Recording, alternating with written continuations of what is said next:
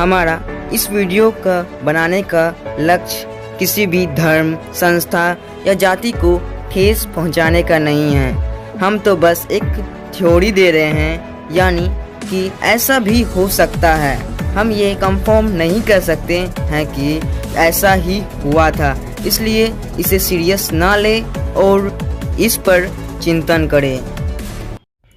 भगवान है या नहीं, इस सवाल का जवाब कोई नहीं दे पाएगा। चलिए आज हम आपको एक ऐसा थ्योरी देंगे जिससे आपके मन में बहुत सारे सवाल उठने लगेंगे, इसलिए हमारे वीडियो को पूरा देखें। मान ले कि किसी ने अपने फ़ायदे के लिए यह कह दिया कि भगवान है या कोई ऐसी शक्ति है जो दुनिया को चला रहा है और हमें इसकी पूजा करनी चाहिए। तो लोग पूछेंगे कि यह कहाँ है और हम इसकी पूजा क्यों करें।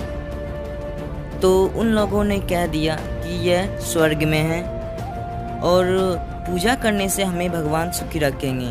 हम लोग जानते हैं कि स्वर्ग या नरक हम लोग मरने के बाद ही जा सकते हैं, और जो कोई मर जाता है वह ये नहीं बता सकता कि भगवान है या स्वर्ग, इसलिए हम लोग इनकी बातों पे विश्वास कर लेते हैं। और जैसा कि उन लोगों ने कहा था हमें पूजा करने से भगवान सुखी रखेगा, तो हम लोग ने जब पूजा की भगवान की तो कुछ सुखी रहे और कुछ लोग सुखी नहीं रहे।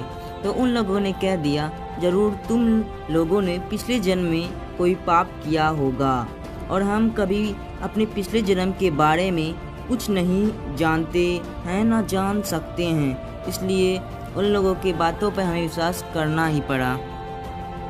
कुछ अच्छे ज्ञानी या ऋषियों मुनियों ने इस बातों को समझा और इसे बढ़ावा देने के साथ ही इसमें अच्छे बातें जोड़ते गए ताकि दुनिया अच्छे काम कर सके। जैसे अच्छे काम करोगे तो स्वर्ग में जाओगे और बुरे काम करोगे तो नरक में। यह कहकर उस ज्ञानियों ने हमें यह शिक्षा दी है कि हमें अच्छे काम करना चाहिए।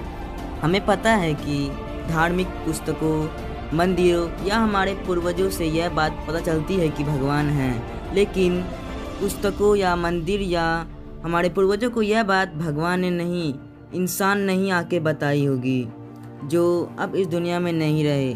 तो हमें वो ये समझा नहीं पाएंगे कि उसे कैसे पता चला कि भगवान हैं। ऋषि मुनियों ने हमें बताया और बहुत सारे पुस्तक जैसे रामायण, महाभारत, गीता आदि पुस्तक दिए।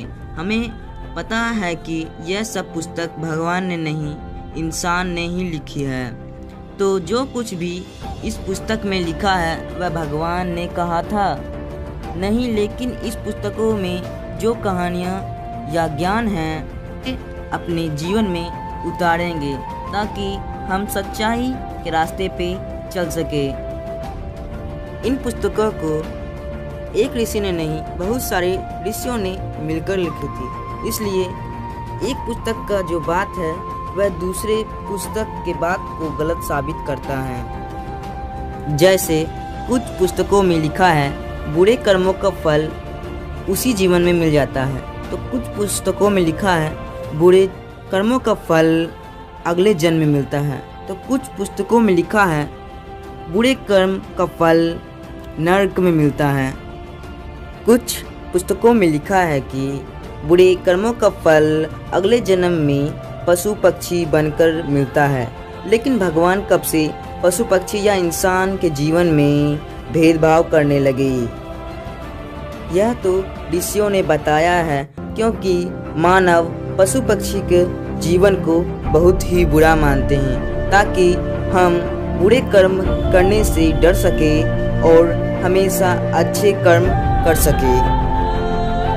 चलिए अब हम इस वीडियो को समाप्त करते हैं, फिर मिलेंगे अगले वीडियो में।